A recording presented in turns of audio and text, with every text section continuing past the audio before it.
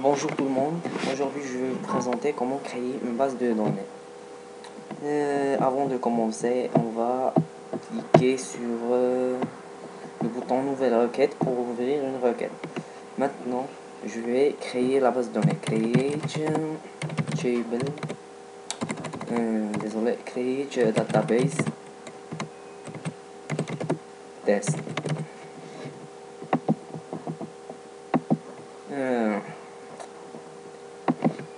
Désolé encore, la base de données test existe déjà.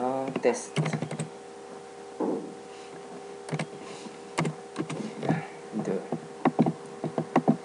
Ici, la base de données est créée, comme vous voyez ici, commande réussie.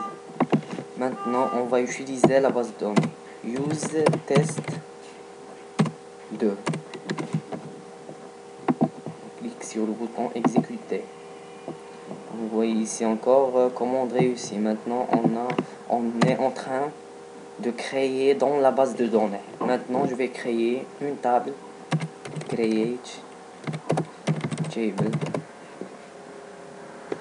T1. Je vais donner les champs que je vais exécuter sur cette table.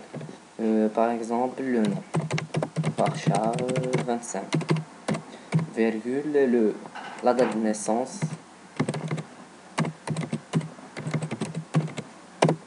Date time. Et je vais créer la table. Commande réussie. La table est déjà créée. Select from T1. Ici pour voir les tables que j'ai. Pour voir la dimension de la table. Vous voyez ici le nom et la date de naissance. Maintenant, je vais insérer dans la table T1. Insert into T1. Values, ça veut dire insérer les valeurs. Le nom, par exemple, AAA, virgule, la date de naissance, 12/12/2001.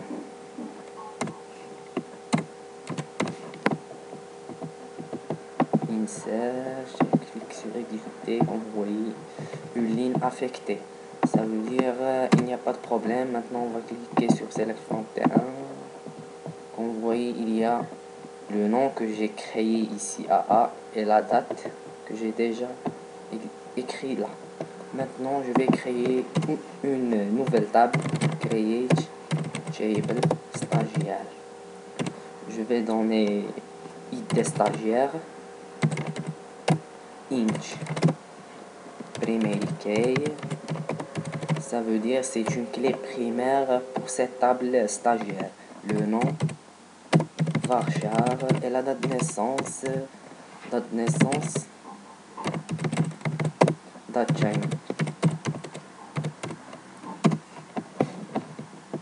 Je vais créer une syntaxe incorrecte. J'ai commis une faute. Elle va s'exécuter maintenant. Commande réussie. Je vais créer une autre table.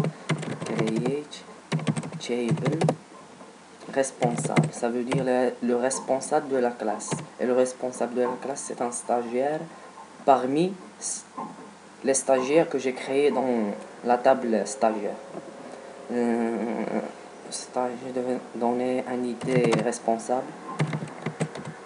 Inch primary key, virgule. Je vais donner l'ID stagiaire comme foreign key. Ça veut dire une clé étrangère. Stagiaire. Inch references. References, ça veut dire faire référence à la table.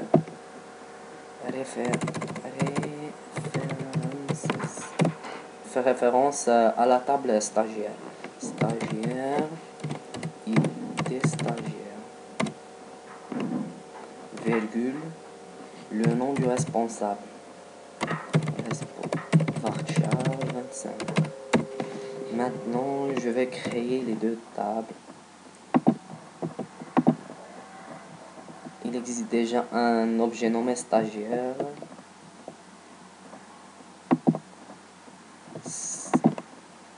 Stagiaire.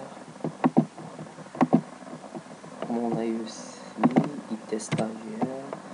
Je vais modifier ici, stagiaire. Comme vous voyez, la table va être. Et maintenant, je vais insérer à la table stagiaire insert